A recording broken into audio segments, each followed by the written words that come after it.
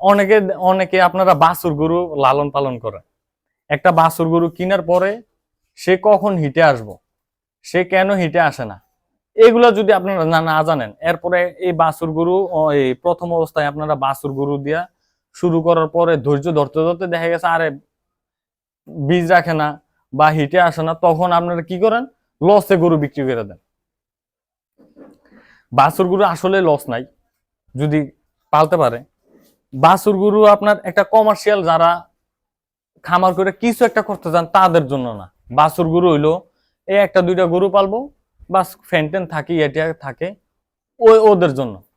একটা বাছুর গরু আমরা 14 মাস পরে বা 13 মাসে হিটে আসে, না আসলে কি ইঞ্জেকশন দিতে হইব এটা যদি না জানেন, ও কি করলো, হিটে আসলো না, এরপরে ধৈর্য ধরতে ধরতে ও প্রেগনেন্ট হইব, বাচ্চা দিব, ধৈর্য ধরতে ধরতে ওই ধৈর্য যখন বাদ ছিঁড়া যায় তখন বাছুরও বিক্রি করে দেয় লসে, খামারও নষ্ট হয়ে যায়, মানে মন মায়াটাও নষ্ট হয়ে যায়। একটা উদ্যোক্তাও কি, সে উদ্যোক্তা হইতে পারে না, সে তখন ভাবে যে আরে সাইফুল সফল খামারি ভিডিও দেখা এই গরু পাললাম, হয়তো আসলে মিছা কথা কয়, হয়তো এমনি বানাই কয়, আমি তো লাভবান করতে পারি না।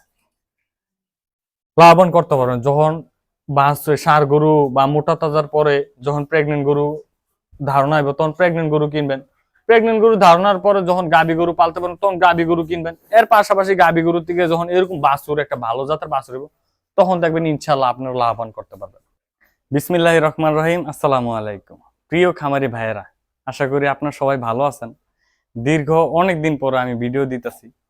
আজকে আমি আপনাদেরকে খুব অল্প সময়ের ভিতর জানানোর চেষ্টা করব যে আপনারা যে যারা প্রান্তিক খামারি, যারা নতুন খামারি, কিভাবে গরু লালন পালন করলে আপনারা লাভবান হইতে পারবেন এবং সফল হইতে পারবেন। গরু আপনারা যারাই নতুন উদ্যোক্তা আছেন তারা আপনার একটা মনস্থির স্থির করবেন যে আপনারা বাছুর গরু পালবেন না মোটা তাজা গরু পালবেন, না গাবি গরু পালবেন, না ষাঁড় গরু পালবেন, যে কোনো একটা গরু পালবেন। আমি সব সময় আপনাদেরকে প্র্যাকটিক্যালি আমি দেখানোর চেষ্টা করি। তো এই দেখেন এখানে কিন্তু একটা হাবিজাবি লেগে গেছে গা, এই গাবি গরু, আবার এখানে প্রেগনেন্ট গরু, আবার এখানে মোটা তাজার গরু, বুঝছেন, আবার ওইখানে বাছুর গরু। তো এখানে আপনার কখনো যে গরু লালন পালন করার আগে মোটা তাজা করলে মোটা তাজা করবেন, গাবি গরু পালে গাবি গরু পালবেন, বাছুর গরু পালে বাছুর গরু পালবেন। সব যদি হিবিজিবি করে ফেলেন আপনি কোনোটা তো ভালো রেজাল্ট করতে পারবেন এবং লাভবান করতে পারবেন না। আপনারা খামার করার আগে আপনারা চিন্তা ভাবনা করবেন যে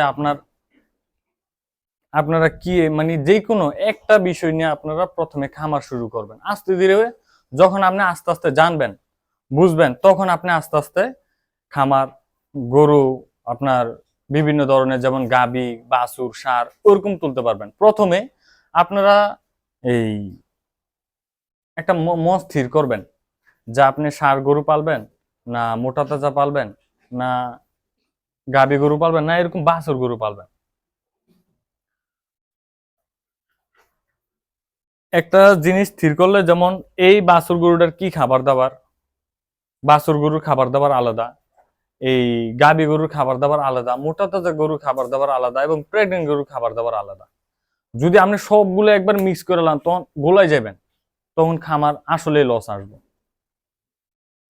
প্রথম অবস্থায় আমি সবসময় আপনাদেরকে আমি বলি, প্রথম অবস্থায় মোটা তাজা গরু পাললে সবচেয়ে ভালো। হয়তোবা লাভ কম বা বেশি, কিন্তু আপনি বুঝতে পারবেন, এত লস খাবেন না। 1 লাখ টাকা দিয়ে গরু আনছেন, আপনি 1 লাখ টাকা নাও, 1 লাখ টাকা খাবার দাবার কোন রকম চালান সহ আপনি বিক্রি করতে পারবেন। কিন্তু একটা গাবি আইনা আপনারা যদি 3 লাখ টাকা দিয়ে একটা গাবি আন বা 2.5 লাখ টাকা দিয়ে একটা গাবি আন, কখনো আপনি ওইরকম বিক্রি করতে পারবেন না। এই যে যেমন এইখানে এখানে আমি আপনাদেরকে এখানে দেখাইছি, এই যে এখানে দেখাইছি, এখানে বাছুর গরু, এই যে এখানে এই লোক আপনার এখানে এখানের যে মালিক, সে আমার ইউটিউব ভিডিও দেখে আমার সাথে যোগাযোগ করে। উনি সময় দিতে পারে না, উনার আরো ব্যবসা আছে। তো উনি এখানে আপনার বাছুর গরু, এখানে গাবি গরু, ওইখানে আবার এখানে প্রেগনেন্ট গরু, এখানে আবার মোটা তাজার গরু, আবার এইখানে গাবি গরু। তো এই যে এই সব কিছু মানে এই যে সব কিছু একসাথে, যেমন মোটা তাজার খাবার দিতে হবে আলাদা, গাভী গরুর দিতে হবে আলাদা, গাভী প্রেগনেন্ট গরুর দিতে হবে আলাদা। এখন সব যদি একসাথে থাকে, আপনি কোনটা প্রথম অবস্থায় ঠিক কখনো ঠিক রাখতে পারবেন না। যে কোনো একটা দিয়ে শুরু করবেন, মোটা তাজা না হলে বাছুর না হলে ষাঁড়, যেইখানে যে এলাকায় সবচেয়ে গরু, যেই গরুর চাহিদা বেশি ওরকম গরু পালবেন, ইনশাআল্লাহ আপনারা লাভবান হইতে পারবেন। আমার আজকে অনেকদিন পর আমি ভিডিও দিতেছি, জানি না ভিডিওটা আমার অনেক খারাপ হইতে পারে। প্রথম অবস্থায় এখন আমি একটা একটা ধাপ শেষ করি। যেমন কেউ যদি প্রথমে গাভী দিয়ে শুরু করে, গাভী দিয়ে শুরু করলে সে প্রথম 1-2 মাস ভালো দুধ পাইব, 1-2 মাস ভালো দুধ পাইব। এরপরে যখন ওর হিটে আসবো, তখন হিটে বুঝবো না, কি বীজ দিলে সে বুঝবো না, এবং আপনার এই ওই কি অসুখ বিসুখ, কখন ক্যালসিয়াম লাগতেছে, কখন কি লাগতেছে, এগুলো যদি না বুঝে সে কখনো গাভী পাইলে লাভবান হইতে পারবে না। এবং প্রেগনেন্ট গরু, এই যে প্রেগনেন্ট গরু দেখলেন, এই যে এই দুইটা গরু প্রেগনেন্ট। এখন আপনি প্রেগনেন্ট গরু আনলেন, ওর প্রেগনেন্ট অবস্থায় কি ক্যালসিয়াম দিতে হইব, ওর বাচ্চাটা কখন আপনি ডেলিভারি হইব, কয় মাসের, এগুলো যদি না জানেন, আপনি দেখা গেছে বাচ্চা আটকাই গেল, আপনি ডাক্তার আনার সম্ভব নয়, তখন আপনি একটা বিরাট অঙ্কের লস খেতে পারেন। এই যে মোটা তাজার গরু, আমি সব সময় এরকম এখানে আপনার এটা ঢাকার আশেপাশে এখানে এরকম গরু উঠবো না, এখানে ষাঁড় গরু উঠবো, বা এরকম হাড্ডি গাভী 3 মাস পাইলা বিক্রি করে পরবর্তীতে ষাঁড় গরু তুলবো যাতে কোরবানির জন্য। এই যেমন এই গরুগুলা আপনি যদি ন্যূনতম একটু ভালো এই খাবার দাবার দেন, একটু ক্যালসিয়াম ভিটামিন দেন, এইগুলা থেকে আপনারা ইনশাল্লাহ লাভবান হইতে পারবেন। এই গরুগুলা কিন্তু এত কষ্টের না। খেট দিবেন একটু, ঘাসটা মানে ঘাস না, খেট দিবেন একটু, ফিট দিবেন একটু, দানাদার ভালো দিবেন, এই প্রত্যেক সপ্তাহে সপ্তাহে ক্যাটাফক্স, বাইনাল ফোর্ট বা AD3 দিবেন। ইনশাআল্লাহ এগুলাতে যখন এই গরুগুলা পালবেন, আস্তে আস্তে যখন আপনি বুঝবেন না আমি এখন মোটা তাজা গরু, আপনার মোটা তাজা গরু পাইলে আমি কি বুঝতে পারছি যে গাভী গরু, এই মোটা তাজা গরু যখন আস্তে ধীরে আপনি ধারণা করবেন, তখন আপনার প্রেগনেন্ট গরু, গাভী গরু আপনারা তুলবেন। এখন আমি আপনাদেরকে দেখাই যে বাছুর গরু, এই যে অনেকে অনেকে আপনারা বাছুর গরু লালন পালন করেন, একটা বাছুর গরু কেনার পরে সে কখন হিটে আসবো, সে কেন হিটে আসে না, এগুলা যদি আপনারা না জানেন, এরপরে এই বাছুর গরু, এই প্রথম অবস্থায় আপনারা বাছুর গরু দিয়া শুরু করার পরে ধৈর্য ধরতে ধরতে দেখা গেছে আরে বীজ রাখে না বা হিটে আসে না, তখন আপনারা কি করেন, লসে গরু বিক্রি করে দেন।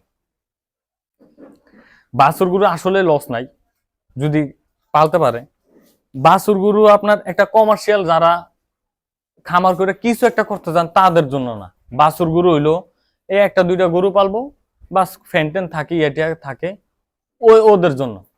একটা বাছুর গরু আমরা 14 মাস পরে বা 13 মাসে হিটে আসে, না আসলে কি ইঞ্জেকশন দিতে হইব এটা যদি না জানেন, ও কি করলো, হিটে আসলো না, এরপরে ধৈর্য ধরতে ধরতে ও প্রেগনেন্ট হইব, বাচ্চা দিব, ধৈর্য ধরতে ধরতে ওই ধৈর্য যখন বাদ ছিঁড়া যায়, তখন বাছুরও বিক্রি করে দেয় লসে, খামারও নষ্ট হয়ে যায়, মানে মন মায়াটাও নষ্ট হয়ে যায়। একটা উদ্যোক্তাও কি, সে উদ্যোক্তা হইতে পারে না, সে তখন ভাবে যে আরে সাইফুল সফল খামারি ভিডিও দেখা এই গরু পাললাম, হয়তো আসলে মিছা কথা কয়, হয়তো এমনি বানাই কয়, আমি তো লাভবান করতে পারি না।